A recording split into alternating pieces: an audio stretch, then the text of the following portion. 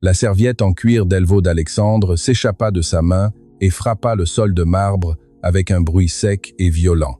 Mais il ne s'y lâma pas. Son corps entier s'était transformé en une statue de glace, paralysé par la scène qui se déroulait sous ses yeux à travers les vitres de l'orangerie. Il était 2 heures de l'après-midi d'un mardi gris. Alexandre Dubois, le PDG le plus redouté de Bruxelles, un homme qui avait oublié comment sourire depuis les funérailles de son épouse il y a exactement 1 an, ne devrait pas être là. Son vol pour Londres partait dans 3 heures. Mais un pressentiment, une oppression dans la poitrine qu'il ne pouvait expliquer, l'avait contraint à faire demi-tour et à retourner à son hôtel de maître. Cette forteresse vide de sentiments où il vivait, entourée de luxe qui lui importait peu. Personne n'attendait le monsieur de Gleiss à la maison. Le personnel de maison avait l'habitude de se cacher quand il arrivait. Le silence était la seule musique permise dans cette maison depuis la tragédie, mais aujourd'hui, le silence avait été rompu. En traversant le hall d'entrée, Alexandre avait entendu quelque chose qu'il croyait éteint dans sa vie, le son de l'eau qui éclabousse, et, plus impactant encore, un son aigu, pétillant et pur, un son qui lui arrêta le cœur. Il marcha comme un fantôme vers l'orangerie, guidé par ce bruit impossible.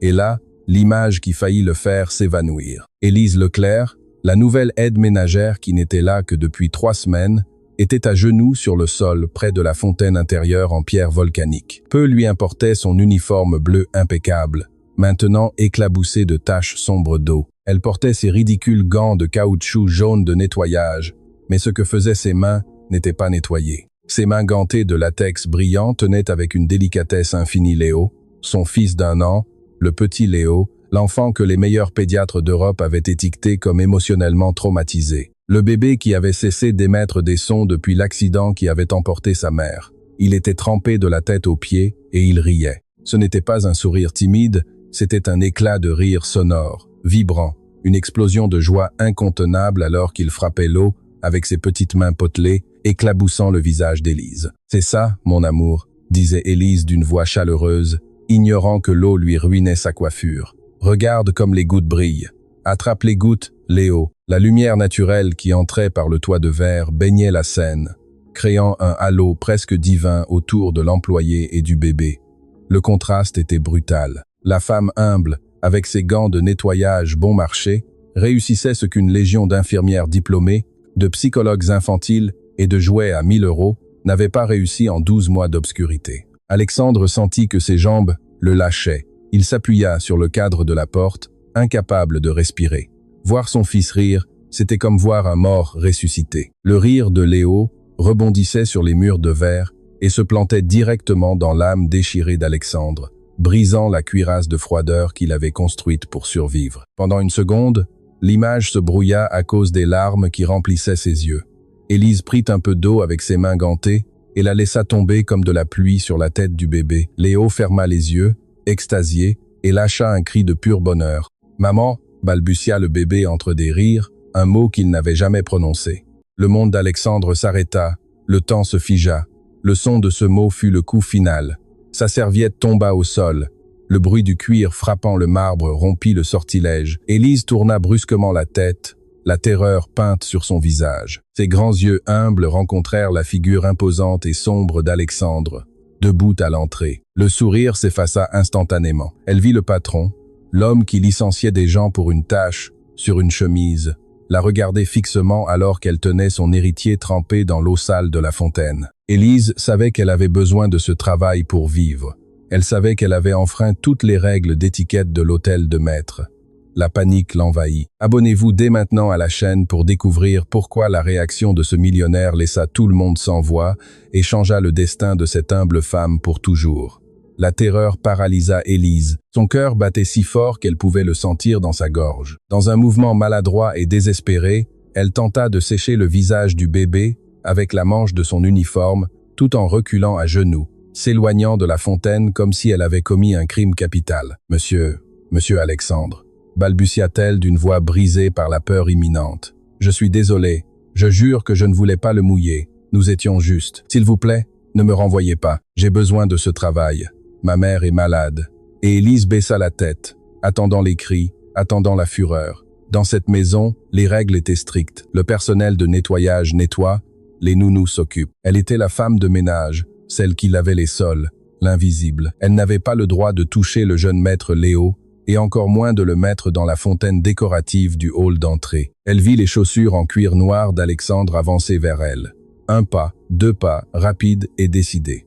Le son de ses pas sur le marbre résonnait comme des sentences de mort. Élise ferma les yeux et se recroquevilla, protégeant instinctivement le bébé avec son corps, craignant que l'homme ne lui arrache l'enfant avec violence. « Pardonnez-moi, monsieur », supplia-t-elle de nouveau en tremblant, mais le cri ne vint jamais. Au lieu de cela, elle sentit une main grande et ferme s'accrocher à son épaule, non pas avec violence, mais avec une urgence désespérée. Élise eut le souffle coupé. Alexandre, le millionnaire intouchable, s'était agenouillé sur le sol mouillé. Son costume à 3000 € absorbait l'eau du sol, ses genoux enfoncés dans la pierre dure, sans se soucier de la douleur ni de la saleté. Mais ce qui la frappa le plus, ce ne fut pas de voir le patron à genoux, mais de voir son visage. Le monsieur de glace pleurait. De grosses larmes silencieuses coulaient sur ses joues parfaitement rasées. Ses yeux, normalement gris et durs comme l'acier, étaient rouges et remplis d'une émotion si crue qu'Élise dut détourner le regard un instant. La voix d'Alexandre était un murmure rauque, brisé. « Comment as-tu fait » Élise le regarda, confuse, serrant toujours le bébé mouillé contre sa poitrine. « Monsieur Alexandre. » Il tendit une main tremblante et toucha la joue de son fils. Léo, loin d'être effrayé par la tension, regarda son père et lâcha un petit rire doux, agrippant le doigt d'Alexandre avec sa petite main humide. « Il est resté 1 an en silence, » dit Alexandre, et la phrase sortit comme un sanglot étouffé. 1 an entier sans émettre un son. Les meilleurs médecins de Suisse m'ont dit que le traumatisme de l'accident lui avait bloqué la parole et les émotions. Ils m'ont dit de me préparer à avoir un fils qui ne se connecterait peu, être jamais à moi. J'ai dépensé des fortunes en thérapeutes qui venaient avec leurs tablettes et leurs jouets éducatifs, et ils ne les regardaient qu'avec des yeux vides. Alexandre leva les yeux et fixa Élise. Il ne la regardait plus comme une employée, mais comme quelqu'un qui venait de réaliser un miracle biblique sous son nez. « J'arrive aujourd'hui plus tôt que prévu, et je te trouve, toi, la fille qui nettoie les vitres, et mon fils rit. » Rite. Alexandre serra plus fort l'épaule d'Élise, presque avec désespoir. « Dis-moi, qu'as-tu fait? J'ai besoin de savoir. Quelle magie as-tu utilisée ?» Élise déglutit, sentant la peur se transformer en une étrange compassion. Elle vit l'homme brisé derrière le costume cher. « Je n'ai rien fait de spécial, monsieur, » dit-elle avec honnêteté, baissant les yeux vers ses gants jaunes. « Seulement je l'ai vu regarder l'eau. » Regardant l'eau, oui, il était dans son siège de sécurité, où l'infirmière le laisse toujours devant la télévision pendant qu'elle bavarde sur son portable. Élise lâcha la vérité sans réfléchir et vit la mâchoire d'Alexandre se crisper. L'enfant avait soif de vie, monsieur, pas d'écran. Alors j'ai laissé la serpillière, je l'ai sorti de sa chaise et je l'ai amené ici. Élise respira profondément et continua, gagnant en confiance en voyant qu'Alexandre buvait chacune de ses paroles. Les enfants n'ont pas besoin de jouets chers, monsieur Alexandre. Ils ont besoin de se salir, ils ont besoin de sentir l'eau froide, de toucher les feuilles des plantes. Ils ont besoin que quelqu'un leur fasse des chatouilles et leur parle en les regardant dans les yeux, pas en regardant une montre. J'ai juste joué avec lui. Comme je jouais avec mes petits frères et sœurs au village, je lui ai appris à éclabousser. Alexandre regarda la scène, l'eau répandue, les gants de caoutchouc criards, l'uniforme bon marché en polyester. Tout était si imparfait, si loin des standards de sa vie de luxe. Et pourtant, c'était la seule chose réelle qu'il y avait dans cette maison. L'infirmière, murmura Alexandre, son ton changeant soudainement de l'émotion à une froide fureur. Où est l'infirmière attitrée? La spécialiste qui a touché 5000 € ce mois-ci? Elle est dans la cuisine, monsieur, en train de prendre un café et de parler au téléphone, répondit Élise à voix basse. Alexandre s'y leva lentement. L'eau goûtait de son pantalon de créateur, mais il ne semblait plus l'homme vaincu d'il y a quelques minutes.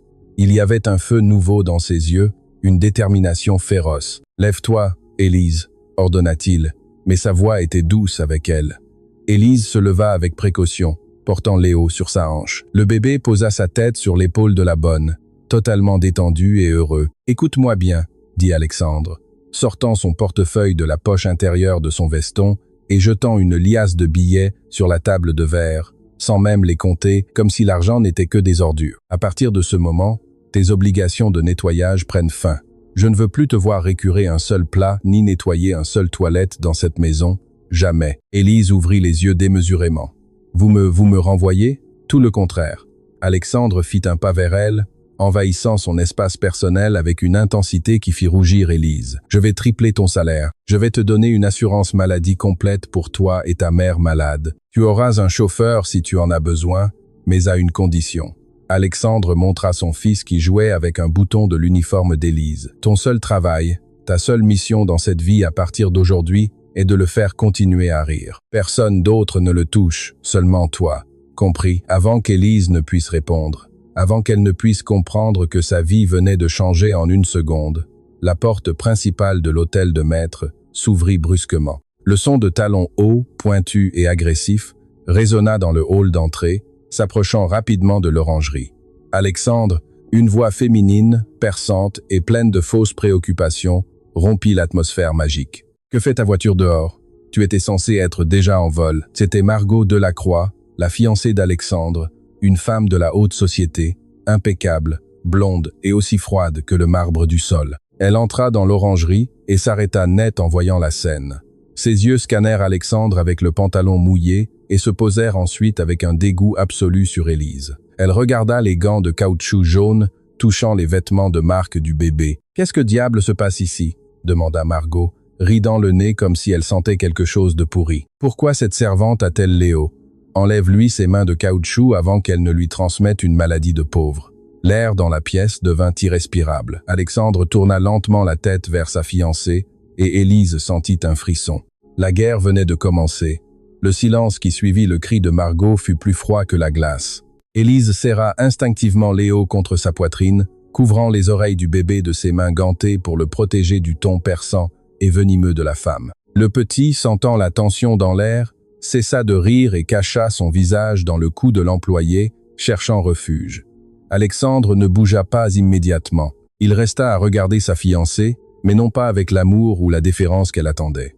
Il la regardait comme on regarde un étranger qui vient d'interrompre un moment sacré. « Baisse la voix, Margot », dit Alexandre d'un ton dangereusement bas et contrôlé. « Tu fais peur à mon fils. » Margot cligna des yeux, offensée, fit un pas en arrière, lissant sa robe de créateur immaculée et pointa un doigt accusateur vers Élise, qui tremblait près de la fontaine. « C'est moi qui lui fais peur », lâcha-t-elle avec un rire incrédule et nerveux. « Alexandre, pour l'amour de Dieu, regarde cette scène. Tu as la femme de ménage, une femme qui nettoie probablement les toilettes avec ses mêmes gants, qui étreint l'héritier de ton empire.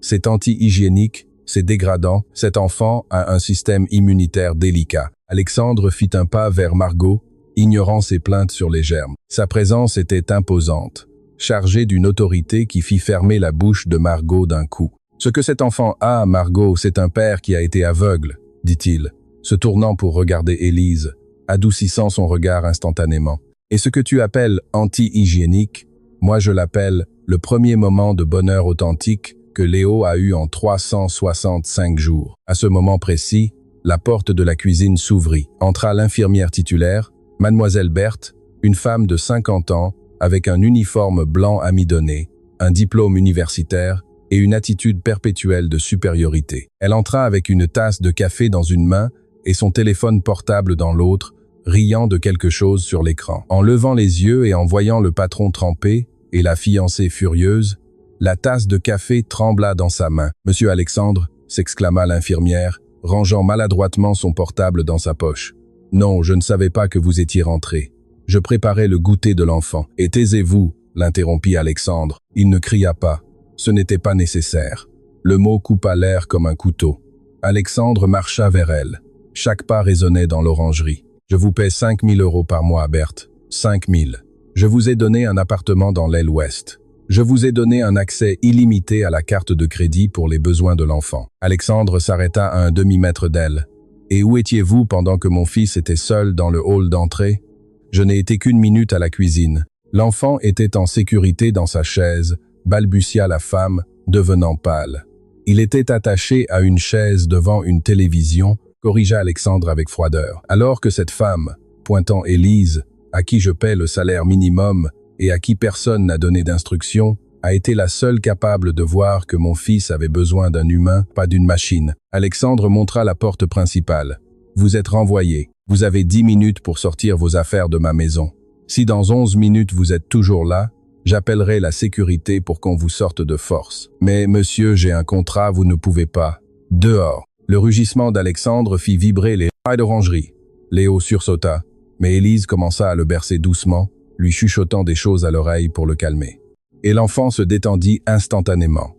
L'infirmière s'enfuit en courant, sanglotant. Margot observait la scène, bouche bée, incapable de comprendre que son fiancé venait de renvoyer une professionnelle qualifiée pour défendre n'importe quelle bonne.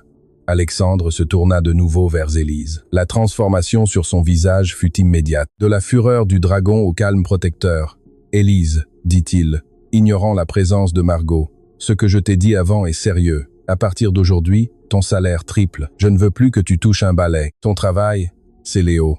Tu acceptes ?» Élise regarda Alexandre, puis Margot, dont les yeux distillaient une haine pure. Elle savait qu'accepter était lui déclarer la guerre, à la future maîtresse de maison. Mais ensuite elle sentit la petite main de Léo, agrippant son doigt, s'accrochant à elle comme si elle était sa seule planche de salut dans une mer de solitude. Élise leva le menton. Pour la première fois, elle ne se sentit pas comme la femme de ménage. « J'accepte, monsieur, » dit-elle d'une voix ferme, mais avec une condition. Margot lâcha un grognement. Condition. Maintenant, la domesticité pose des conditions. C'est le comble, Alexandre. Alexandre leva une main pour faire taire Margot et fit un signe de tête vers Élise. « De quoi as-tu besoin ? J'ai besoin que vous me laissiez prendre soin de lui à ma manière, » dit Élise, regardant directement le millionnaire dans les yeux, sans horaire rigide de tablette, sans enfermement dans la chambre capitonnée. S'il veut jouer avec de la terre, il jouera avec de la terre. S'il veut rire, il rira. Je veux carte blanche pour être humaine avec lui. Alexandre esquissa un demi-sourire, le premier en un an. Un sourire qui illumina son visage fatigué et le fit paraître 10 ans plus jeune. Accordé, Margot sentit un nœud à l'estomac. Ce n'était pas seulement de la rage pour l'insubordination, c'était quelque chose de plus dangereux. Elle avait vu ce sourire sur Alexandre. Et ce sourire n'était pas pour le bébé, c'était pour la femme qui le tenait. « Bien », dit Margot, retrouvant son calme froid et calculateur. Elle marcha vers Alexandre et lui posa une main sur la poitrine, marquant son territoire. « Si c'est ce que tu veux pour Léo, mon amour, je te soutiens. Mais cette fille a besoin d'un bain urgent. Elle sent le chlore et la pauvreté. » Margot regarda Élise avec un sourire de requin. « Bienvenue à ton nouveau poste, ma chère. J'espère que tu seras à la hauteur, car dans cette maison, les erreurs se paient très cher. Abonnez-vous maintenant pour être témoin du piège parfait qui est sur le point de détruire la vie d'Élise et de briser le cœur du millionnaire. » La nuit tomba sur l'hôtel de maître comme un manteau lourd et étouffant. Il ne restait que 8 heures avant le voyage au chalet au lac, et la tension dans l'air était électrique. Élise était dans sa petite chambre de service, pliant soigneusement les quelques vêtements qu'elle avait pour le voyage. Son cœur débordait d'une illusion naïve. Pour la première fois depuis des années, elle sentait que la vie lui donnait un répit. Elle allait sortir de la ville, elle allait voir des arbres, de l'eau, et elle allait être avec Léo et Alexandre loin du regard venimeux de Margot. Elle ne se rendit pas compte que la porte de sa chambre s'était entr'ouverte silencieusement. Margot entra sans frapper, marchant avec la furtivité d'un serpent. Dans ses mains, elle apportait une pile de serviettes blanches et moelleuses. « Tiens, » dit Margot d'une voix étrangement douce qui fit sursauter Élise. « Alexandre veut que tu emportes ces serviettes spéciales pour le bébé. Elles sont en coton égyptien. Nous ne voulons pas que sa peau s'irrite avec les draps du chalet, n'est-ce pas ?»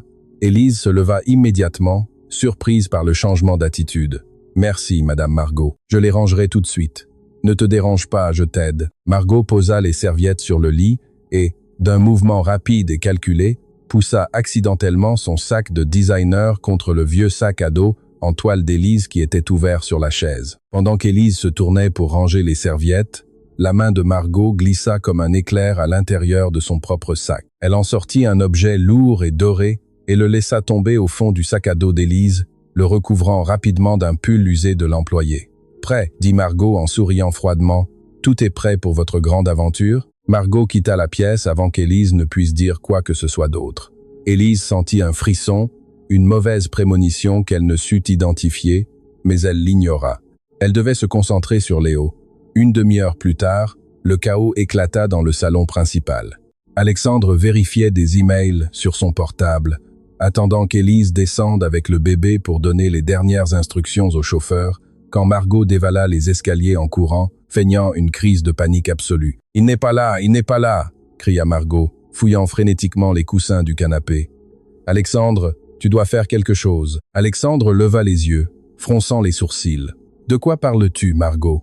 Que la montre de mon grand-père n'est pas là, cria-t-elle avec de fausses larmes brillant dans ses yeux. Le Patek Philippe en or, je l'ai laissé sur la table d'entrée il y a 20 minutes parce qu'il me serrait le poignet. Je suis allé aux toilettes et en revenant, il n'était plus là. Le visage d'Alexandre s'assombrit.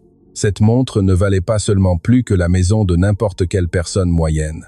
C'était une relique familiale de Margot. Personne n'est entré ni sorti de la maison au cours de la dernière heure, dit Alexandre d'une voix grave. Le système de sécurité est activé. Exactement. Margot s'arrêta et regarda vers le couloir de service, juste au moment où Élise apparaissait, portant son vieux sac à dos sur une épaule et Léo dans l'autre bras, prête à aller dormir. Personne n'est entré. Mais il y a des gens qui partent en voyage demain, n'est-ce pas? Des gens qui ont besoin d'argent rapidement. Alexandre suivit le regard de Margot et vit Élise. « Margot, ne dis pas de bêtises, » dit Alexandre, défendant la nounou par instinct. Élise a été avec Léo tout l'après-midi. « Eh bien, quel vide !» exigea Margot, montrant le sac à dos usé. « Si elle n'a rien à cacher, cela ne la dérangera pas, n'est-ce pas ?» Élise resta paralysée sur le seuil du salon. Elle serra Léo fort.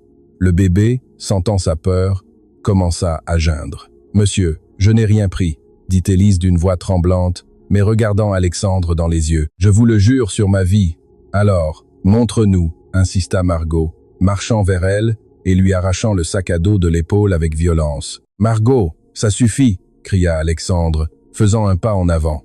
Mais il était trop tard. Margot vida le sac à dos sur le tapis persan. Quelques vieux t-shirts, un peigne en plastique, un livre usagé tombèrent, et avec un bruit métallique et lourd, la montre en or massif roula sur le sol jusqu'à s'arrêter aux pieds d'Alexandre. Le silence qui suivit fut assourdissant.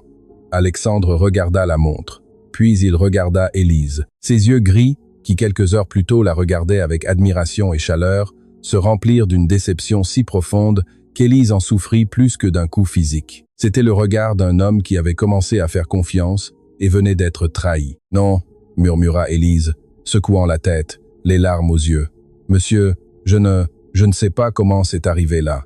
Quelqu'un l'a mis, je vous le jure. »« Menteuse », cria Margot, ramassant la montre, triomphante. « Voilà la preuve, Alexandre. C'est une vulgaire voleuse. Elle a profité de ton fils pour te voler en pleine face. Appelle la police tout de suite. » Léo éclata en sanglots à plein poumon, effrayé par les cris. Élise tenta de le calmer, mais Alexandre leva une main, l'arrêtant net. « Ne le touche pas, » dit Alexandre. Sa voix était pure glace, morte. Élise sentit que le monde s'écroulait sur elle. « Monsieur, s'il vous plaît, croyez-moi, j'ai dit de ne pas le toucher, » rugit Alexandre. Il avança vers elle et lui enleva le bébé des bras. Léo tendit ses petits bras vers Élise, pleurant inconsolablement, criant « Maman, maman !» Mais Alexandre ne céda pas. « Margot, appelle la sécurité », ordonna Alexandre sans cesser de regarder Élise. « Qu'il fouille sa chambre, qu'il fouille tout. »« Et la police ?» demanda Margot, impatiente de la voir menottée. Alexandre regarda son fils pleurant dans ses bras, luttant pour retourner vers la soi-disant voleuse. Il y avait un doute minuscule dans son cerveau, une intuition qui luttait contre la preuve physique. Et il y avait la douleur de Léo. « Non », dit Alexandre, « il n'y aura pas de police. Je ne veux pas de scandale dans la presse. » Il se tourna vers Élise avec une froideur qui la glaça jusqu'aux os. « Le voyage est annulé. Tu es confiné dans ta chambre de service jusqu'à ce que je décide quoi faire de toi. Si tu tentes de quitter la propriété, alors oui, j'appellerai la police et je t'assure que tu pourriras en prison pendant des années. Compris? Mais, monsieur, sanglota Élise. « Dégage de ma vue !» cria-t-il. Élise s'enfuit en courant vers le couloir de service, noyée dans les larmes. Derrière elle, elle entendit le rire triomphant de Margot se transformer en un sanglot déchirant que personne ne pouvait consoler. Margot sourit derrière le dos d'Alexandre, caressant la montre récupérée. Le piège avait fonctionné à la perfection.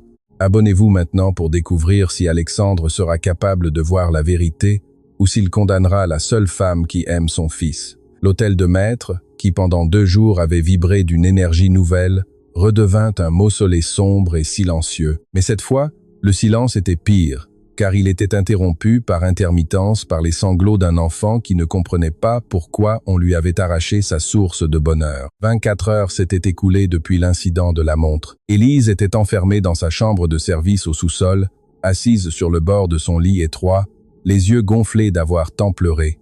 Elle n'avait rien mangé. Le plateau qu'on lui avait laissé devant la porte était toujours intact. La seule chose qui lui importait, la seule chose qui torturait son âme, étaient les cris qu'elle entendait au loin, provenant des étages supérieurs. Léo n'avait pas cessé de pleurer.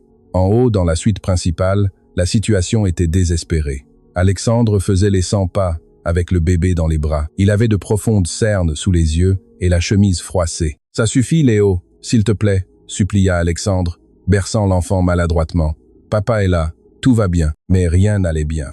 Léo refusait le biberon, refusait ses jouets chers, se cambrait en arrière, le visage rouge et baigné de larmes, cherchant désespérément Élise. Il était revenu à cet état d'angoisse, mais maintenant c'était violent, actif. Ce n'était plus le silence d'avant, c'était le cri de l'abandon. Margot entra dans la chambre en se bouchant les oreilles. « Pour l'amour de Dieu, Alexandre, tu ne peux pas le faire taire », se plaignit-elle. « J'ai mal à la tête avec ce bruit infernal. Donne-lui un calmant ou quelque chose. » Alexandre se tourna vers elle avec un regard meurtrier. « C'est un bébé, Margot, pas une machine dont on baisse le volume. Il souffre. Alors appelle l'infirmière que tu as renvoyée ou engageant une autre, mais fais quelque chose. » Margot regarda l'enfant avec agacement. Il est clairement gâté à cause de cette voleuse. Il s'est habitué aux bras de cette femme et maintenant il fait une crise. « Va-t'en », dit Alexandre, fatigué. « Quoi ? Va-t'en, tu n'aides en rien. » Margot renifla et sortit en claquant la porte. Alexandre resta seul, se sentant l'homme le plus impuissant du monde malgré ses millions. Il regarda la montre sur le mur. Il était 3 heures du matin. Son fils n'avait pas dormi depuis des heures, ni mangé. Il brûlait de fièvre émotionnelle. Alexandre s'assit sur le bord du lit, défait, posa Léo sur le matelas. Mais l'enfant ne faisait que donner des coups de pied et pleurer plus fort. « Je ne sais pas quoi faire », murmura Alexandre dans le vide. « Pardonne-moi, mon fils, je ne sais pas quoi faire. » Au sous-sol, Élise ne put le supporter plus longtemps. Elle entendait les pleurs à travers les conduits de ventilation. Chaque cri de Léo était comme une aiguille dans son cœur. Elle savait qu'Alexandre lui avait interdit de sortir. Elle savait que si elle montait, elle pourrait aller en prison. Elle savait que Margot attendait la moindre excuse pour la détruire. Mais l'instinct maternel est plus fort que la peur de la loi. Élise se leva, se lava le visage à l'eau froide, lissa son uniforme et ouvrit la porte de sa chambre. Le couloir était sombre. Les gardes de sécurité étaient au périmètre extérieur, mais la maison était silencieuse, sauf pour les pleurs du bébé. Elle monta les escaliers de service pieds nus pour ne pas faire de bruit. Son cœur battait à tout rompre. « Je vais juste le calmer », se dit-elle. « Si on me met en prison après, qu'il en soit ainsi, mais je ne le laisserai pas souffrir cette nuit. » Elle arriva dans le couloir principal. La porte de la suite d'Alexandre était entr'ouverte. La lumière tamisée filtrait dans le couloir. Élise s'arrêta un instant, respirant profondément, puis poussa doucement la porte. La scène qu'elle vit lui brisa l'âme.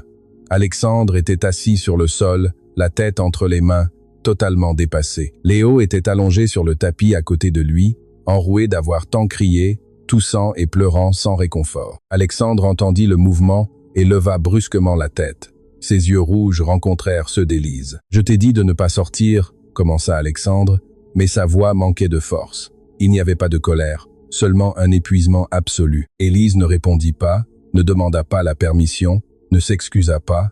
Elle traversa simplement la pièce, ignorant l'homme le plus puissant de la ville, et s'agenouilla près du bébé. « Chut, mon amour, je suis là », murmura Élise, avec cette voix chaleureuse et magique qui semblait avoir un effet hypnotique. Elle souleva Léo du sol et le serra contre sa poitrine, le berçant d'un rythme doux et constant. L'effet fut instantané, presque miraculeux. Le corps rigide et tendu du bébé se détendit au contact d'elle. Le sanglot déchirant se transforma en sanglot entrecoupé, puis en soupir et finalement en silence. Léo enfouit son visage dans le cou d'Élise, s'accrochant à ses vêtements avec ses petits poings fermés, et ferma les yeux. En moins de 2 minutes, l'enfant était profondément endormi. Le silence revint dans la chambre, mais cette fois c'était un silence de paix. Élise continua à bercer l'enfant, fredonnant une mélodie très douce, les yeux fermés et des larmes coulant sur ses propres joues. Alexandre observait depuis le sol, muet. Il voyait la femme qu'il avait soi-disant volée, la criminelle, risquant sa liberté juste pour consoler son fils. Il voyait comment son fils, qui le rejetait, lui et tout le monde, ne trouvait la paix que dans ses bras. Un doute terrible assaillit Alexandre. Un voleur vole des objets de valeur, mais Élise. Élise tenait le plus grand trésor d'Alexandre comme si c'était le sien. « Pourquoi ?» demanda Alexandre dans un murmure, brisant le sortilège. J'aurais pu appeler la police tout de suite. Tu pourrais aller en prison pour avoir désobéi et être entré ici. Pourquoi es-tu venu? Élise ouvrit les yeux et le regarda. Il n'y avait pas de défi dans son regard, seulement une vérité écrasante. Parce qu'il m'appelait monsieur, et une montre en or ne vaut pas une seule larme de cet enfant. Vous pouvez m'envoyer en prison demain si vous voulez, mais laissez-le dormir tranquille cette nuit. Alexandre sentit un nœud dans la gorge, regarda le visage serein de son fils endormi, puis le visage honnête d'Élise. À ce moment-là, la logique froide des affaires se heurta à la réalité du cœur. Personne qui feint l'amour ne peut obtenir cette paix chez un enfant. Personne. Alexandre se leva lentement. Il n'appela pas la sécurité, il ne cria pas. Il marcha vers la porte et la ferma à clé, laissant Margot et le monde dehors. « Reste », dit-il, se rasseyant dans un fauteuil proche, les observant. « Reste jusqu'à ce qu'il se réveille. » Ce fut la première fissure dans la condamnation. Ce fut le début du doute. Mais Alexandre avait besoin de preuves, pas seulement de sentiments, et il ne savait pas que les caméras de sécurité de la maison gardaient des secrets que lui-même n'imaginait pas. Abonnez-vous maintenant pour voir comment une découverte dans les enregistrements va changer la donne et mettre Margot au pied du mur. La lumière de l'aube commençait à peine à teinter de gris les fenêtres de l'hôtel de maître. Mais Alexandre n'avait pas fermé l'œil. Il avait passé les 3 dernières heures assis dans le fauteuil en cuir de son bureau, une coupe de whisky intacte à la main et le regard fixé sur le mur, tandis que dans la chambre contiguë, la prétendue voleuse dormait, serrée contre son fils. Il ne pouvait pas se sortir de la tête l'image d'Élise entrant dans sa chambre. Il n'y avait pas de peur pour sa propre sécurité dans ses yeux. Seulement une terreur absolue pour la souffrance de Léo. Quelle sorte de criminel risque sa liberté pour calmer les pleurs d'un bébé qui n'est pas le sien? Le doute le rongeait de l'intérieur. Il avait besoin de réponses et il avait besoin d'objectivité. Alexandre se leva brusquement, posa la coupe sur la table et quitta le bureau. Il ne se dirigea pas vers la chambre, mais vers le sous-sol, vers la salle de sécurité blindée où étaient stockés les enregistrements des 30 caméras haute définition qui surveillaient chaque recoin de la propriété. Il composa le code d'accès et la lourde porte s'ouvrit avec un bourdonnement. L'air à l'intérieur était froid, réfrigéré pour protéger les serveurs. Alexandre s'assit devant la console principale, éclairée seulement par la lueur bleue fantomatique des moniteurs. « Voyons la vérité », murmura-t-il. Il chercha d'abord l'enregistrement de la veille au soir, le moment du supposé vol. Il rembobina jusqu'à DX80, caméra du hall d'entrée. Il vit Margot entrer dans le cadre, belle et élégante, ajustant sa montre au poignet. Il la vit la déposer sur la console d'entrée. Jusque-là, l'histoire de sa fiancée était vraie. Puis Margot marcha vers la salle de bain des invités. La caméra capta le couloir vide pendant 10 minutes. Alexandre se pencha vers l'écran, plissant les yeux. À la minute 18:01, Élise traversa le hall d'entrée avec son sac à dos sur l'épaule et Léo dans les bras. Elle passa près de la console, très près. Mais juste à cette seconde, l'angle de vision fut bloqué. Margot avait placé un énorme arrangement floral de lit ce même matin qui créait un angle mort parfait sur la table. Alexandre frappa la table avec frustration. On ne voyait pas la main d'Élise prendre la montre. On la voyait passer, s'arrêter une seconde pour ajuster le bébé et continuer. Elle aurait pu la prendre ou non. La preuve n'était pas concluante. « Zut !» siffla Alexandre. Il était sur le point d'éteindre le système, résigné à ce que le doute persiste quand une impulsion différente l'assaillit. S'il ne pouvait pas prouver le crime, il prouverait le caractère. Il changea de fichier, chercha les enregistrements de la chambre du bébé des nuits précédentes. Il voulait voir comment Élise se comportait quand elle croyait que personne ne l'observait, quand il n'y avait pas de public pour jouer la comédie. Il ouvrit le fichier de la nuit de mardi. L'image en noir et blanc de la caméra nocturne montra Élise berçant Léo dans le rocking chair. Le bébé était agité. Élise ne regardait pas son portable ni la télévision. Elle le regardait lui. Alexandre augmenta le volume de l'audio. « Et ton papa est un homme très bon. » Léo, on entendit la voix douce d'Élise à travers les haut-parleurs, chantante et douce. Même s'il a ce visage sérieux et qu'il crie un peu, il a le cœur brisé. Tu dois lui accorder de la patience, mon amour. Alexandre resta figé sur la chaise. Élise le défendait, lui, l'homme qui la traitait froidement. « Il t'aime », continua Élise dans l'enregistrement, caressant le front de l'enfant. Seulement il a oublié comment le dire. « Mais nous allons lui apprendre, n'est-ce pas? Nous allons prier pour lui. » À l'écran, l'humble employé ferma les yeux, joignit ses mains sur la petite tête du bébé et commença à murmurer une prière. « Petit Dieu, s'il te plaît, Donne la paix à Monsieur Alexandre. Enlève-lui cette douleur qui ne le laisse pas respirer. Prends soin de lui dans son voyage et fais qu'il revienne en bonne santé, car ce petit ange a besoin de lui et moi. Je promets de prendre soin de son trésor avec ma vie. Amen. Alexandre sentit comme si quelqu'un lui avait donné un coup de poing dans l'estomac. L'air lui échappa des poumons. Là se trouvait la femme qu'on avait accusée de voler une montre pour la vendre. Une femme qui, dans la solitude de la nuit, priait Dieu pour la santé de son chef et promettait de prendre soin de son fils avec sa vie. Les larmes, celles qu'Alexandre croyait avoir épuisées des années auparavant, revinrent lui piquer les yeux. Il recula la vidéo et la regarda encore et encore. Cette bonté ne pouvait pas être feinte. Cette dévotion ne s'achetait pas, même avec le triple de salaire. Alexandre passa ses mains sur son visage, ressentant une honte profonde. Il avait été sur le point de livrer cette femme à la police, basée sur la parole de Margot et une coïncidence. « Tu n'es pas une voleuse », murmura Alexandre à l'écran. « Tu es la seule chose pure qu'il y a dans cette maison. » À ce moment, une nouvelle suspicion, sombre et visqueuse, commença à se former dans son esprit. Si Élise était incapable de voler, alors la montre devait être arrivée dans son sac à dos d'une autre manière. Alexandre revint à l'enregistrement du hall d'entrée. Il regarda l'arrangement floral qui bloquait la caméra. Il regarda l'heure à laquelle Margot était allée aux toilettes. Margot connaissait les angles morts des caméras. Elle-même avait supervisé la redécoration du hall d'entrée 1 mois auparavant. Margot, le nom sortit de ses lèvres avec un goût amer. Il n'avait pas encore de preuves contre sa fiancée. S'il la confrontait maintenant, Margot ferait un scandale, se poserait en victime et pourrait manipuler la situation pour qu'Élise finisse en prison. De toute façon, Margot avait des contacts, des avocats, du pouvoir. Alexandre devait être plus intelligent, il devait la piéger à son propre jeu. Il éteignit les moniteurs, effaça l'historique de visionnage pour que personne ne sache qu'il avait été là et se leva. Sa posture avait changé. Il n'était plus l'homme vaincu par le doute. Maintenant, il était le PDG calculateur qui était sur le point d'exécuter une acquisition hostile. Il monta les escaliers en silence.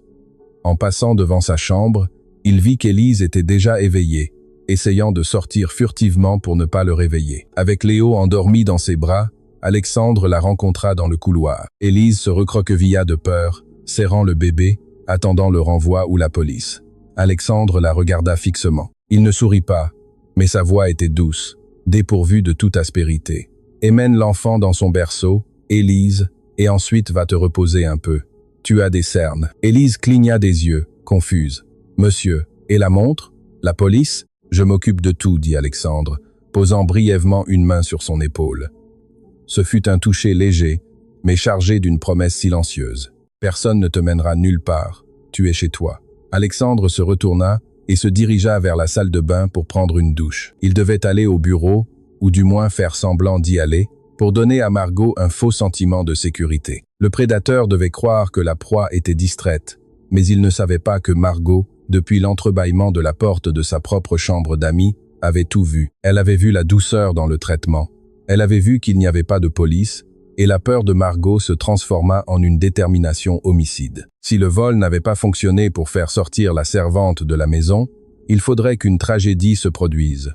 Un accident par négligence qui prouverait qu'Élise était un danger pour le bébé. Abonnez-vous maintenant pour voir comment la méchanceté de Margot atteint ses limites et provoque un moment qui vous coupera le souffle. La matinée avançait avec un calme tendu et artificiel. Alexandre était parti à 8 heures précises, vêtu impeccablement, embrassant Léo sur le front et disant au revoir à Margot avec une froideur courtoise qu'elle interpréta comme du stress dû au vol. « Ne t'inquiète pas, mon amour », lui avait dit Margot en lui arrangeant la cravate. « Je m'occupe de surveiller la maison pendant que tu résous tes affaires. » Dès que la voiture d'Alexandre franchit le portail en fer, le sourire d'épouse parfaite de Margot s'évanouit, remplacé par une grimace de dégoût. Elle se tourna vers l'intérieur de l'hôtel de maître. Elle savait qu'Élise était dans la cuisine, préparant le petit déjeuner spécial pour Léo. « Aujourd'hui, ça se termine », murmura Margot. Elle marcha vers la zone de la piscine intérieure. C'était un espace magnifique avec de hauts plafonds de verre, une piscine chauffée et un sol de marbre poli qui brillait comme un miroir. C'était une zone dangereuse pour un bébé. Elle était donc toujours fermée à clé. Mais aujourd'hui, Margot avait la clé passe-partout dans sa poche. Elle ouvrit les portes de verre en grand. Le son de l'eau de la piscine résonna dans le silence. Margot sortit de sa poche un petit flacon qu'elle avait pris de l'armoire des fournitures de nettoyage. un savon industriel concentré, transparent et extrêmement glissant. Elle marcha vers le bord de la piscine, juste dans le coin où le couloir débouchait sur la zone humide. Avec une précision chirurgicale, elle versa le liquide visqueux sur le marbre beige. Le savon se répandit, devenant invisible contre la pierre polie. C'était un piège mortel. Toute personne qui courait par là sans précaution perdrait l'équilibre inévitablement. Et si elle portait un bébé dans les bras, eh bien cela prouverait qu'elle était une bonne à rien maladroite, incapable de s'occuper d'un enfant. Margot sourit, satisfaite de son œuvre. Elle rangea le flacon vide dans sa poche et courut à l'autre extrémité de la piscine. Elle sortit son portable et composa le numéro de l'extension de la cuisine. Dans la cuisine, Élise coupait des fruits en petits morceaux, fredonnant doucement. Elle se sentait soulagée par l'attitude d'Alexandre, bien que toujours craintive. Le téléphone mural sonna, la faisant sursauter. « Résidence Valadares », répondit Élise. « Élise, Élise, viens vite !» La voix de Margot résonna de l'autre côté, criant avec une urgence terrifiante. « C'est Léo! Il est allé dans la zone de la piscine. Il est au bord. Il va tomber. » Le monde d'Élise s'arrêta. Le couteau tomba de sa main sur la planche à découper. « J'arrive !» cria-t-elle sans réfléchir, sans se demander comment le bébé était arrivé là, si elle l'avait laissé dans son parc sécurisé 2 minutes plus tôt. La panique annula sa logique. Elle n'entendit que piscine et bord. Élise sortit en flèche de la cuisine. Ses baskets en caoutchouc crissent sur le sol tandis qu'elle courait dans le couloir principal. Son cœur pompait de l'adrénaline pure.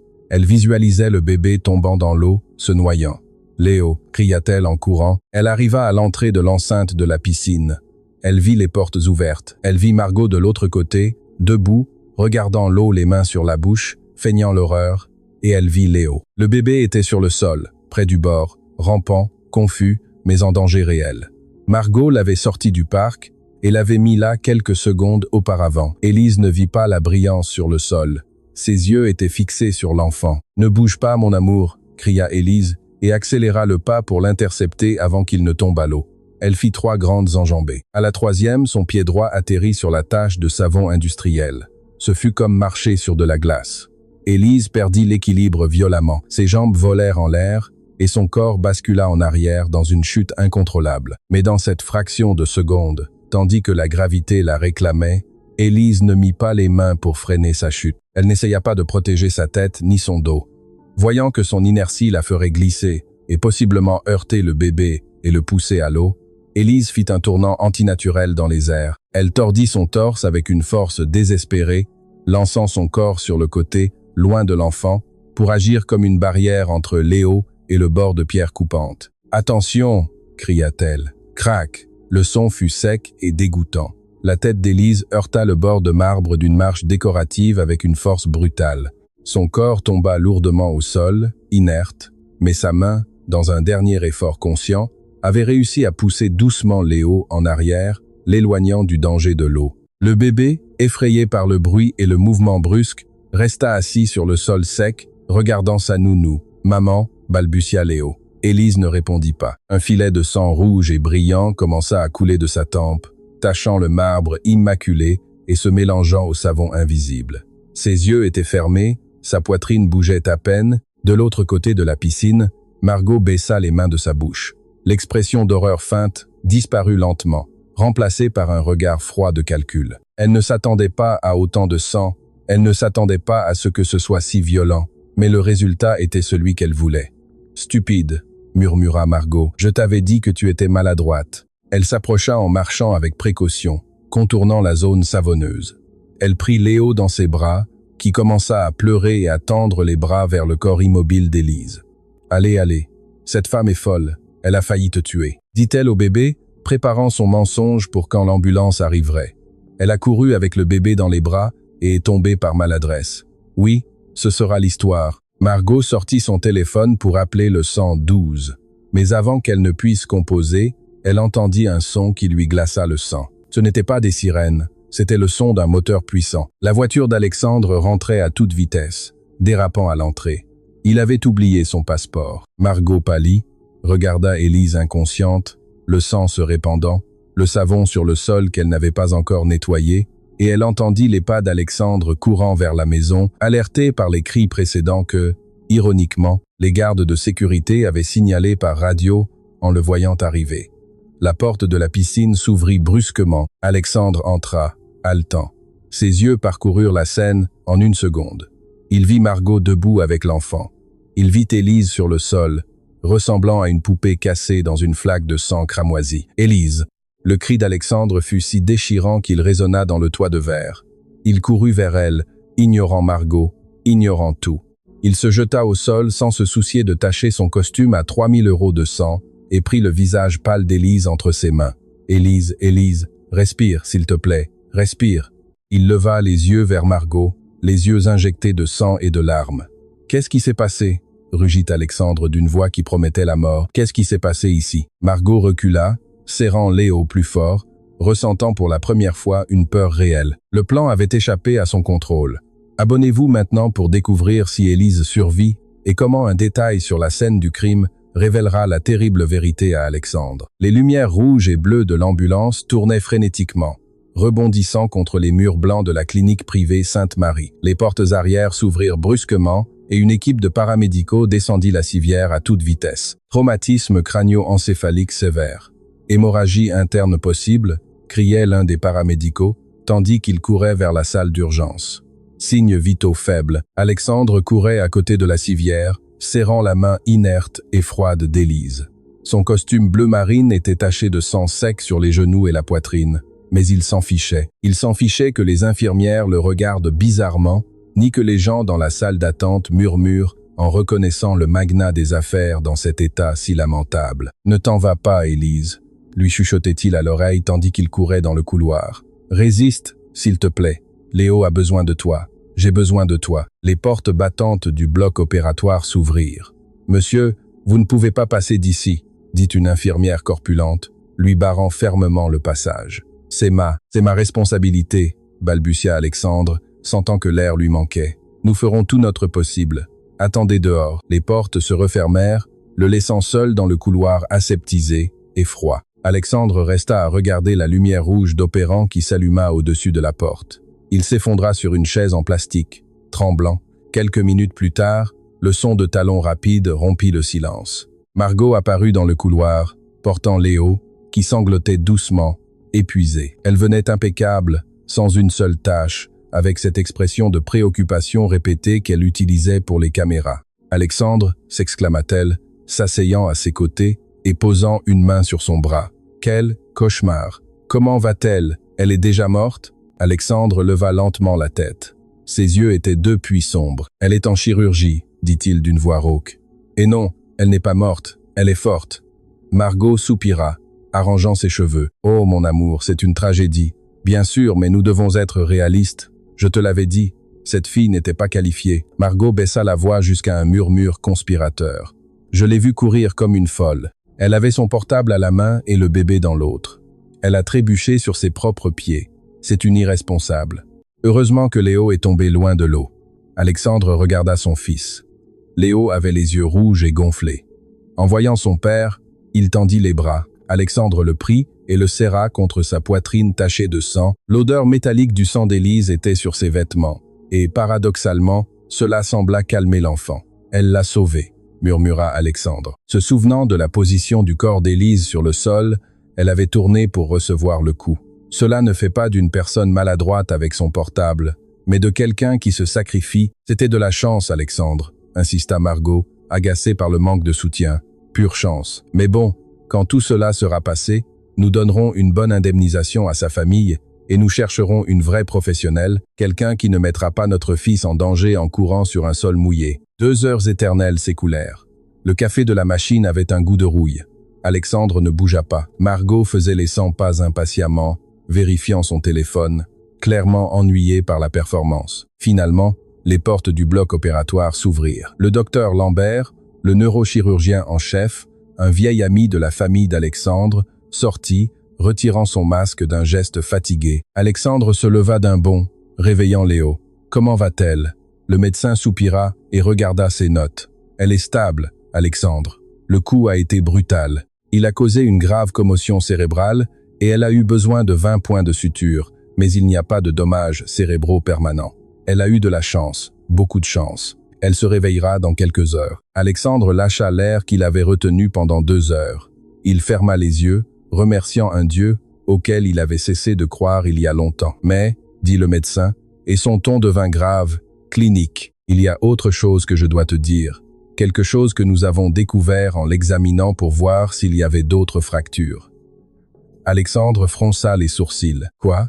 Le médecin regarda Margot, puis Alexandre et baissa la voix. « Cette fille, Élise, son corps est une carte de douleur. Alexandre, elle a de vieilles cicatrices dans le dos, des marques de brûlures de cigarettes sur les bras qui datent de plusieurs années, des fractures mal guéries aux côtes. » Margot leva les yeux au ciel, feignant l'indifférence, mais écoutant attentivement. « De quoi parles-tu » demanda Alexandre, horrifié. « Je parle du fait que cette femme a survécu à un enfer, » dit le médecin avec tristesse. « Ces marques sont celles de mauvais traitements systématiques et prolongés. Elle a probablement fui quelqu'un de très dangereux ou violent il y a quelque temps.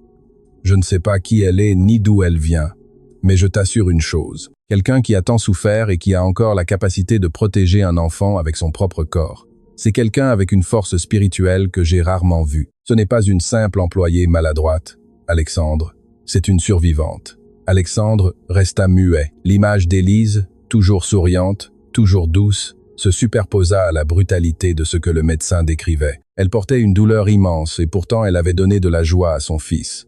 Margot sentit qu'elle perdait du terrain. « Eh bien, cela explique beaucoup de choses. » Intervint Margot avec dédain. « Elle vient d'un milieu violent. Ce sont des gens à problème, Alexandre. Cette violence les poursuit toujours. C'est dangereux de la voir près de Léo. Et si son agresseur apparaît à la maison, c'est un risque de sécurité. » Alexandre tourna la tête vers Margot. Pour la première fois, il la vit telle qu'elle était, froide, sans âme. Face à la révélation de la souffrance humaine d'Élise, la réaction de Margot était une préoccupation pour son statut et sa sécurité, sans une goutte d'empathie. « Tais-toi, » dit Alexandre. « Pardon ? Que tu te taises, Margot. Pas un mot de plus. » Alexandre se tourna vers le médecin. « Je veux la voir. Elle est en salle de récupération 304. Seulement 5 minutes. » Alexandre marcha vers le couloir, laissant Margot sans voix et la fureur peinte sur son visage. Elle sortit son portable et écrivit un message rapide. « Elle n'est pas morte. Nous devons passer au plan B. Prépare le licenciement légal pour négligence. » Mais Margot ne savait pas que le plan B n'importait plus, car pendant qu'Alexandre entrait dans la chambre d'Élise, le destin était sur le point de lui envoyer la dernière pièce du puzzle. Abonnez-vous pour voir comment un appel téléphonique est sur le point de détruire la vie parfaite de Margot en 1000 morceaux. La chambre 304 était dans la pénombre, éclairée seulement par le moniteur cardiaque qui émettait un bip-bip rythmique et constant. Élise gisait dans le lit, petite et fragile, entre les draps blancs. Elle avait un grand bandage autour de la tête et des ecchymoses sombres commençaient à se former sur ses bras là où elle avait frappé le sol. Alexandre s'approcha du lit avec une révérence presque religieuse. Il laissa Léo, qui s'était rendormi sur un canapé proche, et s'assit sur la chaise à côté d'Élise. Il la regarda, vraiment la regarda. Il vit la fine ligne d'une vieille cicatrice sur son cou qui était passée inaperçue auparavant. Il vit ses mains travailleuses qui avaient rendu le rire à son fils. « Pardonne-moi » murmura Alexandre, prenant sa main avec une délicatesse extrême. « Pardonne-moi d'avoir douté. Pardonne-moi de ne pas t'avoir protégé. » Élise bougea légèrement. Ses paupières tremblèrent. Léo fut un murmure à peine audible, rauque et sec. Alexandre se pencha vers elle. « Léo va bien. Il est là. Il dort. Tu l'as sauvé, Élise. » Elle n'ouvrit pas les yeux, mais une larme solitaire s'échappa de sa paupière close et roula sur l'oreiller. Le sol était bizarre. « Bizarre ?» demanda Alexandre, tendant l'oreille. « Du savon, » murmura-t-elle, luttant contre la sédation. « Beaucoup de savon, il n'y avait pas d'eau, seulement du savon. » Alexandre se tendit. Son esprit d'homme d'affaires analytique s'activa instantanément. Du savon, la piscine est nettoyée le lundi. Aujourd'hui, c'était jeudi, et le personnel de nettoyage n'utilise pas de savon pur sur le marbre, il utilise des machines spéciales. De plus, Élise a dit, il n'y avait pas d'eau. S'il s'était agi d'éclaboussures de la piscine, il y aurait eu de l'eau. Juste à ce moment-là, son téléphone portable vibra dans la poche de son veston. C'était une vibration longue et persistante. Alexandre le sortit, agacé par l'interruption. Il vit le nom à l'écran, Dupont, chef de la sécurité. Alexandre répondit à voix basse. « Que se passe-t-il, Dupont ? Je suis à l'hôpital. Ce n'est pas le bon moment. » Monsieur Dubois, la voix de Dupont semblait tendue, urgente. « Je sais que vous êtes avec la situation médicale, mais cela ne peut pas attendre. Vous devez voir ceci maintenant. De quoi parles-tu? Quand vous êtes parti en ambulance, vous avez ordonné de sécuriser le périmètre. Mes hommes et moi sommes allés à la piscine pour examiner la scène par protocole d'assurance, expliqua Dupont. Monsieur, le sol était couvert d'un gel industriel. Ce n'était pas un accident, quelqu'un l'a versé là. Le cœur d'Alexandre fit un bond. Les mots d'Élise résonnèrent dans sa tête. Beaucoup de savon. Continue, ordonna Alexandre, se levant et marchant vers la fenêtre pour avoir une réception complète. Nous avons vérifié les caméras. Comme vous le savez, la caméra principale de la piscine était en maintenance depuis hier, selon le rapport de mademoiselle Margot. Alexandre serra le téléphone si fort que ses phalanges devinrent blanches. Margot avait signalé la caméra endommagée, mais, continua Dupont, mademoiselle Margot a oublié quelque chose. La semaine dernière, nous avons installé une nouvelle caméra grand angle sur le toit du couloir supérieur, celle qui pointe vers le puits de lumière. Cette caméra couvre un reflet dans la vitre de la porte du balcon. Viens-en au fait, Dupont. Je viens de vous envoyer la vidéo traitée et agrandie sur votre WhatsApp, monsieur. Veuillez la regarder. Asseyez-vous avant de la regarder. Alexandre raccrocha. Sa main tremblait légèrement, non de peur, mais d'une fureur contenue qui était sur le point d'exploser. Il ouvrit l'application de messagerie. Là se trouvait le fichier vidéo preuve, piscine, piège, MP4. Il appuya sur lecture. L'image était granuleuse au début, prise d'un angle élevé et difficile, capturant le reflet dans un verre. Mais la technologie d'amélioration d'image fit son travail. On voyait clairement une femme en robe de designer couleur crème. Margot. Alexandre vit, l'estomac révulsé, comment Margot sortait un flacon de sa poche. Il la vit s'accroupir dans le coin de la piscine. Il la vit verser le liquide calmement, créant une flaque invisible dans le passage obligé. Puis, la vidéo montra quelque chose d'encore plus monstrueux. Margot se levait, sortait son téléphone et riait. Oui, elle riait brièvement avant de composer un numéro. La vidéo avança. Élise apparaissait en courant désespérément, le glissement, le coup brutal, le corps inerte. Et puis la partie finale qui donna à Alexandre l'envie de vomir. Margot s'approchait du corps inconscient d'Élise, non pas pour l'aider. Elle s'accroupissait et, avec une froideur psychopathe, lui donnait un léger coup de pied dans la jambe pour voir si elle réagissait. En voyant qu'elle ne bougeait pas, elle prenait le bébé. Alexandre arrêta la vidéo. Il n'avait pas besoin de voir plus. Tout s'emboîta. La montre, la caméra bloquée par les fleurs, le renvoi de l'infirmière précédente qui avait laissé le champ libre. Tout avait été orchestré par la femme avec laquelle il prévoyait de se marier. Margot n'était pas seulement une menteuse et une voleuse. C'était un monstre capable de tentatives d'homicide, capable de mettre en danger la vie de son fils juste pour éliminer une rivale imaginaire. Un rugissement sourd naquit dans la gorge d'Alexandre. Il rangea le téléphone dans sa poche intérieure. Il se tourna vers Élise, qui dormait toujours, inconsciente du fait que son innocence venait d'être prouvée de la manière la plus cruelle possible. « Je te jure sur la mémoire de ma mère », murmura Alexandre, et sa voix était si froide qu'elle glaça la pièce, qu'elle paiera chaque goutte de sang que tu as versée. Alexandre prit Léo dans ses bras. Le bébé se réveilla calmement. « Allons, mon fils, » dit Alexandre. « Allons nettoyer la maison. » Pour de vrai. Il sortit de la chambre d'un pas ferme. Il n'allait pas attendre la police. Il n'allait pas attendre les avocats. Il allait à l'hôtel de maître. Margot y était, probablement en train de boire du champagne, célébrant sa victoire. Alexandre allait lui donner la surprise de sa vie.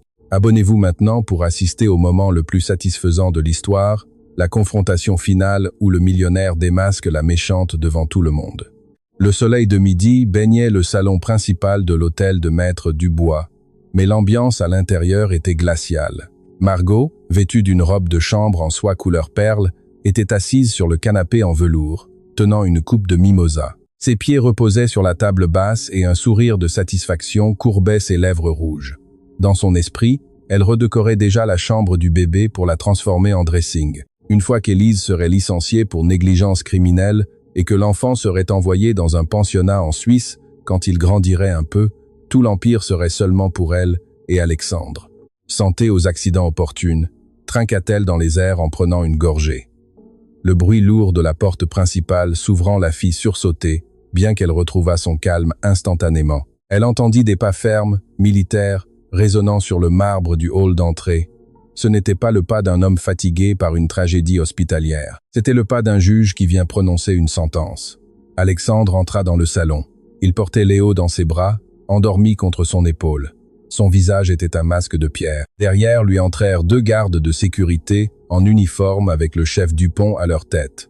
Margot se leva, posant la coupe sur la table avec un tintement nerveux. « Alexandre, mon amour !» s'exclama-t-elle en ouvrant les bras. « Enfin tu arrives. J'étais tellement inquiète. Comment va la servante? Tu as déjà signé les papiers pour que l'assurance s'occupe d'elle et qu'elle ne nous poursuive pas ?» Alexandre ne répondit pas. Il marcha vers le centre du salon et d'un mouvement de tête indiqua à Dupont de fermer les doubles portes. « Assieds-toi, Margot », dit Alexandre. Sa voix était calme, mais elle avait une vibration sombre qui lui fit hérisser la peau. Pourquoi ce visage si sérieux? Margot lâcha un petit rire nerveux, lissant ses cheveux. « Et pourquoi la sécurité est-elle ici?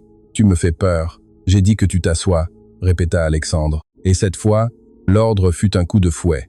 Margot s'effondra sur le canapé, offensée. « Alexandre, j'en ai marre de ce drame. Cette femme est tombée par maladresse. C'est triste.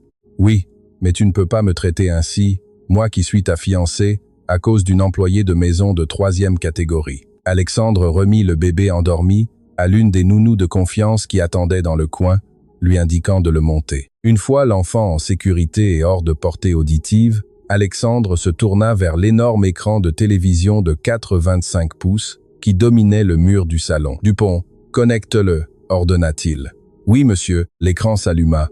Margot fronça les sourcils. « Mais, qu'est-ce que c'est? On va regarder un film? Nous allons regarder un documentaire sur la nature humaine, » répondit Alexandre, fixant ses yeux gris dans les siens, spécifiquement sur les prédateurs. L'image apparut en haute définition. C'était la vidéo du couloir supérieur.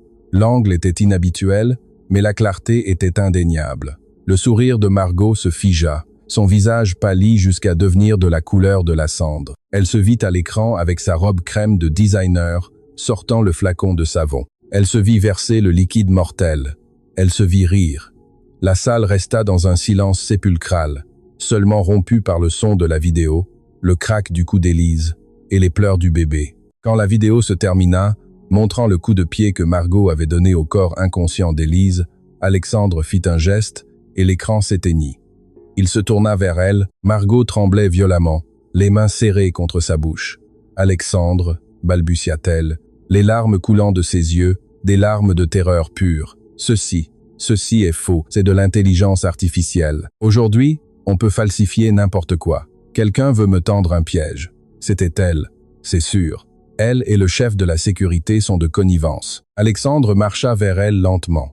Il s'arrêta à un demi-mètre, la regardant avec un dégoût si profond que Margot recula contre le dossier du canapé. « Nous avons vérifié le flacon de savon que tu as jeté dans le conteneur de recyclage de la cuisine, Margot, » dit Alexandre doucement. « Il a tes empreintes digitales et la montre ce Patek Philippe qui est magiquement apparu dans le sac à dos d'Élise. Curieusement, les caméras de la bijouterie où tu l'as fait ajuster la semaine dernière montrent que tu ne l'as jamais enlevé avant de rentrer à la maison. » Alexandre se pencha, posant ses mains sur les bras du canapé, l'enfermant. « Tu as tenté de tuer la femme qui prend soin de mon fils, et pire encore, tu as mis mon fils dans un scénario mortel. Si Élise n'avait pas mis son corps comme bouclier, le crâne brisé aurait été celui de Léo. »« Non, je l'avais calculé », cria Margot, perdant les pédales et avouant dans son désespoir. « Je voulais juste qu'elle tombe, qu'elle se casse une jambe pour qu'elle s'en aille d'ici.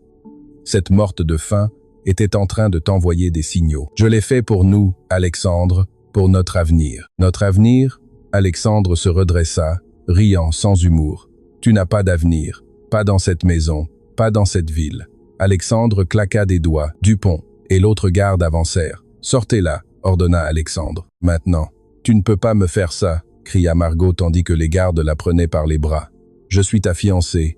Mon père est sénateur. Je vais te détruire. » Alexandre s'approcha d'elle tandis qu'on la traînait vers la porte.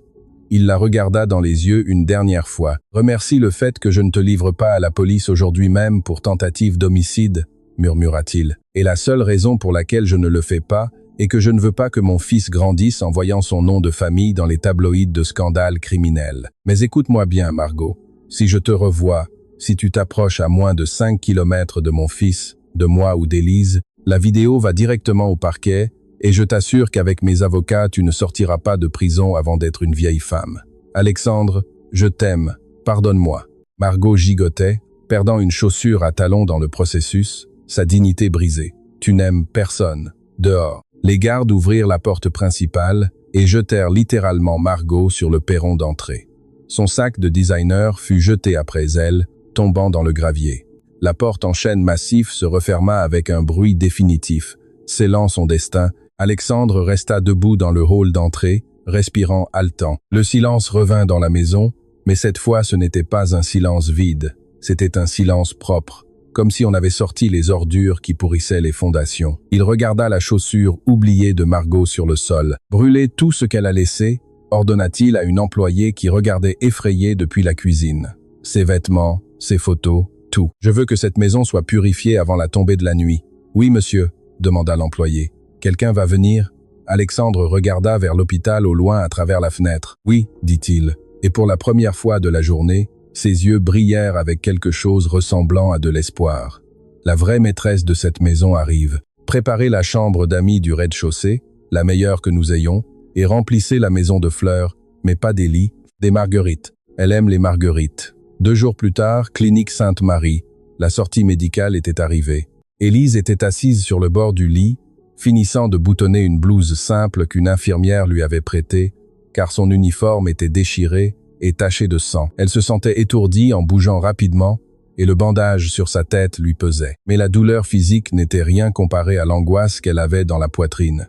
Personne ne lui avait dit quoi que ce soit de clair. Alexandre était venu la voir brièvement la veille, mais il était sérieux, parlant beaucoup au téléphone. Elle supposait le pire. Sûrement après l'accident, il la renverrait. Qui voudrait d'une nounou qui glisse et finit à l'hôpital? Sûrement il lui donnerait un chèque et la renverrait au village. La porte s'ouvrit. Élise tenta de se lever rapidement par respect, mais elle chancela. « Doucement », dit Alexandre, entrant rapidement et la retenant par le coude avec une délicatesse qui la surprit. « Bonjour, monsieur Alexandre », dit-elle en baissant le regard. « J'ai déjà mes affaires prêtes. Je ne veux pas être un fardeau. Si vous me dites où je dois aller pour signer ma démission. » Alexandre fronça les sourcils, confus un instant, puis une ombre de douleur traversa son visage en comprenant. Elle s'attendait à la punition. Elle était habituée à ce que le monde la frappe. « Tu ne vas signer aucune démission, Élise, » dit-il doucement. « Mais l'accident. Madame Margot a dit. Madame Margot n'existe plus dans nos vies, » coupa Alexandre avec fermeté. Il prit le sac en plastique bon marché où Élise avait ses vieux vêtements. « Et toi, tu ne vas nulle part qui ne soit pas chez toi. » « Chez moi ?» Élise le regarda sans comprendre. Elle n'avait pas de maison. Elle vivait dans la chambre de service. « Allons-y, la voiture attend. » Le trajet en limousine fut silencieux. Élise était recroquevillée dans un coin du siège en cuir, regardant par la fenêtre, craignant de salir la tapisserie. Alexandre l'observait du coin de l'œil. Il voyait la tension dans ses épaules, ses mains rugueuses entrelacées sur ses genoux. Il réalisa à quel point il avait été aveugle. Il avait fait entrer une reine déguisée en mendiante dans sa maison et l'avait traitée comme un meuble de plus. Lorsque la voiture franchit les grilles de l'hôtel de maître, Élise remarqua quelque chose d'étrange. La voiture ne tourna pas vers l'entrée de service latérale, par où entraient toujours les employés. Le chauffeur dirigea le véhicule directement vers l'imposante entrée principale, où la fontaine, maintenant propre et brillante, chantait sous le soleil. « Monsieur, le chauffeur s'est trompé », murmura Élise nerveusement. « C'est l'entrée principale. »« Je sais », dit Alexandre sans bouger. La voiture s'arrêta. Le chauffeur ouvrit la porte pour Élise. Elle descendit, confuse, se protégeant les yeux du soleil. Ce qu'elle vit la laissa sans voix. Tout le personnel de la maison était aligné en 2 rangs, sur l'escalier d'entrée, cuisiniers, jardiniers, gardes, femmes de chambre, tous vêtus impeccablement, et, au bout de la rangée, dans les bras de la nounou se trouvait Léo. En la voyant descendre de la voiture, le bébé poussa un cri de joie qui résonna dans tout le jardin. « Maman !» Léo se débattait dans les bras de la nounou jusqu'à ce qu'on le pose au sol. L'enfant, qui faisait à peine des pas chancelants quelques jours auparavant, courut avec cette démarche maladroite et adorable des bébés vers Élise. Élise oublia ses vertiges, ses points de suture et sa peur. Elle tomba à genoux dans le gravier et ouvrit les bras. Le choc fut émotionnellement nucléaire. Léo se jeta contre elle, l'étreignant par le cou, la couvrant de baisers baveux, riant et pleurant en même temps. Alexandre descendit de la voiture et se tint derrière elle. Il observa la scène avec un nœud dans la gorge. Il vit comment les autres employés souriaient, certains les larmes aux yeux. Tous savaient ce qu'elle avait fait. Tous savaient qu'elle avait sauvé l'enfant. Élise leva les yeux vers Alexandre avec Léo collé à sa poitrine comme une sangsue. « Monsieur ?» Je ne comprends pas pourquoi ils sont tous là. Alexandre tendit la main et aida Élise à se lever avec le bébé dans les bras. Puis, il fit quelque chose qui laissa tout le monde bouche bée. Devant tout son personnel, le grand Alexandre Dubois, l'homme qui ne s'inclinait jamais devant personne, prit les mains d'Élise entre les siennes. « Élise, dit-il d'une voix forte pour que tout le monde entende, pendant des semaines, tu as pris soin de ce que j'ai de plus précieux. Tu as redonné vie à cette maison et il y a 2 jours, tu as offert ta propre vie pour sauver mon fils, sans hésiter une seule seconde. » Alexandre regarda ses mains. Élise portait encore des gants de laine bon marché qu'on lui avait donnés à l'hôpital parce qu'elle avait froid. Alexandre les lui retira doucement, un par un, et les donna au chauffeur. « Plus jamais, dit Alexandre, la regardant dans les yeux, plus jamais tu ne porteras de gants pour nettoyer dans cette maison. Plus jamais tu n'entreras par la porte de service. Et plus jamais tu n'inclineras la tête devant personne. Tu m'entends?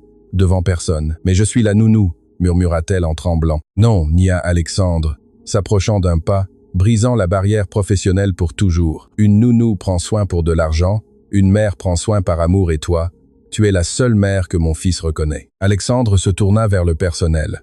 Écoutez-moi tous. À partir d'aujourd'hui, Mademoiselle Élise n'est pas une employée. Elle est la partenaire parentale de mon fils et mon invitée d'honneur indéfini. On lui doit le même respect qu'à moi. Est-ce clair? Oui, monsieur, répondit le chœur des employés à l'unisson. Élise sentait que ses jambes la lâchaient, mais cette fois ce n'était pas à cause du coup, mais à cause de l'émotion. Alexandre lui offrit son bras comme un gentleman de la vieille école. Rentrons, Élise. Ta chambre est prête et ce n'est pas celle du sous-sol. Élise, les larmes coulant librement sur son visage, et Léo, riant dans ses bras, entrelaça son bras avec celui d'Alexandre. Ensemble, ils montèrent le grand escalier principal. En franchissant le seuil de la grande porte, Élise sentit qu'elle laissait derrière elle une vie de douleur et de solitude. Elle ne savait pas ce que l'avenir lui réservait, ni ce que signifiait exactement ce regard intense qu'Alexandre lui lançait, mais elle savait une chose. Elle n'était plus seule. « Bienvenue chez toi », murmura Alexandre en fermant la porte derrière eux, laissant le monde extérieur dehors. Léo applaudit, scellant le pacte. Abonnez-vous pour découvrir le dénouement final dans la partie 13, où un saut dans le temps nous montrera si l'amour a réussi à fleurir entre le millionnaire et la femme qui a sauvé son monde. 6 mois s'étaient écoulés depuis ce jour où une limousine franchit l'entrée principale pour changer l'histoire de l'hôtel de Maître Dubois. L'hiver avait laissé place à un printemps explosif et la maison, qui auparavant ressemblait à un musée froid de marbre et d'écho vide, vibrait maintenant d'une chaleur que l'on ressentait dès la grille extérieure. Le jardin arrière était transformé. Des ballons de couleurs flottaient attachés aux chaises blanches et une longue table était remplie de bonbons et de cadeaux. C'était le 2e anniversaire de Léo. Alexandre observait la scène depuis la terrasse avec une coupe de champagne à la main, mais il ne buvait pas. Il était enivré de quelque chose de beaucoup plus puissant que l'alcool, la plénitude. Ses yeux suivaient une silhouette qui se déplaçait avec grâce parmi les invités, Élise. Il n'y avait plus d'uniforme bleu, ni de tablier, ni de gants de caoutchouc jaune. Elle portait une robe d'été couleur corail qui mettait en valeur sa peau bronzée et laissait voir la douce courbe de ses épaules. Ses cheveux, auparavant toujours relevés en un chignon de travail sévère, tombaient maintenant en vagues libres sur son dos, brillant sous le soleil. Elle semblait radieuse, sûre d'elle, maîtresse d'elle-même. Mais le plus beau n'était pas sa robe, mais comment Léo la regardait. L'enfant, qui courait maintenant avec des jambes fortes et sûres sur le gazon, décollait. « Maman, regarde !» cria Léo, désignant un papillon qui passait en volant. « Maman !» Le mot frappa Alexandre en pleine poitrine, mais non plus avec douleur, mais avec une gratitude immense. Élise n'avait pas forcé ce titre. Léo le lui avait donné naturellement, car pour le cœur d'un enfant, mère n'est pas celle qui engendre, mais celle qui guérit, celle qui prend soin et celle qui est là. Alexandre descendit les marches de la terrasse et marcha vers eux. En le voyant approcher, Élise leva les yeux et lui sourit. Cette connexion, ce fil invisible qui s'était tissé entre eux pendant les nuits d'hôpital et les jours de récupération, se tendit d'électricité. « Monsieur Alexandre », dit-elle, bien qu'il lui ait 1000 fois supplié de l'appeler par son prénom. La coutume du respect restait enracinée dans son âme humble. « Je t'ai dit qu'aujourd'hui il n'y a pas de messieurs, Élise », lui rappela-t-il en arrivant à ses côtés et en prenant une serviette pour nettoyer doucement une tache de chocolat sur sa joue. « Aujourd'hui, juste une famille qui célèbre. » Élise rougit en baissant les yeux, mais elle ne s'écarta pas de son toucher. « J'ai encore du mal à y croire », confessa-t-elle, regardant autour d'elle les invités, l'opulence qui l'entourait maintenant, mais qui ne l'avait pas corrompu. Il y a 6 mois, j'ai cru que j'irais en prison, et aujourd'hui. Aujourd'hui, Léo a 2 ans, et c'est l'enfant le plus heureux du monde. Tu l'as rendu possible, dit Alexandre avec fermeté. Soudain, l'ambiance festive sembla s'évanouir pour Alexandre. Il devait le faire. Il portait le petit objet de velours dans la poche intérieure de son veston depuis des semaines, le brûlant contre le tissu, pesant comme une promesse en suspens. « Viens avec moi », lui murmura-t-il. « Où ?»« Les invités. Les invités mangent du gâteau. Léo joue avec ses cousins. Viens. » Alexandre la prit par la main et la guida loin du brouhaha de la fête, traversant le jardin de roses jusqu'à l'endroit où tout avait commencé, l'orangerie et la fontaine intérieure. L'endroit était silencieux, sauf pour le son relaxant de l'eau tombant sur la pierre volcanique. La lumière du coucher de soleil entrait par les vitres, teignant l'eau d'or et d'orange. Élise s'arrêta devant la fontaine, et les souvenirs la frappèrent. Elle se souvint de la peur, de l'eau froide, des gants jaunes, du regard furieux d'Alexandre ce premier jour. « C'est ici », murmura-t-elle en touchant le bord de pierre. « C'est ici que j'ai cru que ma vie se terminait quand vous êtes entré et que vous m'avez vu mouiller. » Alexandre se tint derrière elle, près, très près. Il pouvait sentir son parfum, un mélange de vanille et de fleurs fraîches, si différent de l'odeur de chlore et de nettoyant qu'elle avait l'habitude d'avoir. « Ta vie ne s'est pas terminée ici, Élise, » dit-il d'une voix rauque. « La mienne a commencé ici. » Alexandre la fit pivoter doucement pour qu'ils se retrouvent face à face. La lumière dorée éclairait son visage, révélant que le monsieur de glace avait complètement fondu. Il n'y avait plus de dureté dans ses traits, seulement une vulnérabilité qu'elle seule connaissait. « Avant que tu n'arrives, cette maison était une tombe, » continua Alexandre, et ses mains montèrent pour encadrer son visage. « J'étais un fantôme qui ne savait que signer des chèques et donner des ordres. Mon fils s'éteignait en silence, et je ne savais pas comment le sauver. J'étais aveugle. » Élise était aveugle par la douleur et par la superbe. Élise sentit que ses yeux se remplissaient de larmes. Elle posa ses mains sur les siennes. « Vous étiez blessé, Alexandre. Vous aviez juste besoin de temps. »« Non, n'y a-t-il. J'avais besoin de lumière. Et tu es entré par cette porte avec tes gants bon marché et ton sourire timide, et tu as fait tomber toutes mes défenses sans tirer un seul coup de feu. Tu m'as appris que le courage n'est pas dans un compte en banque, mais à se jeter à terre pour sauver quelqu'un qui n'a pas ton sang.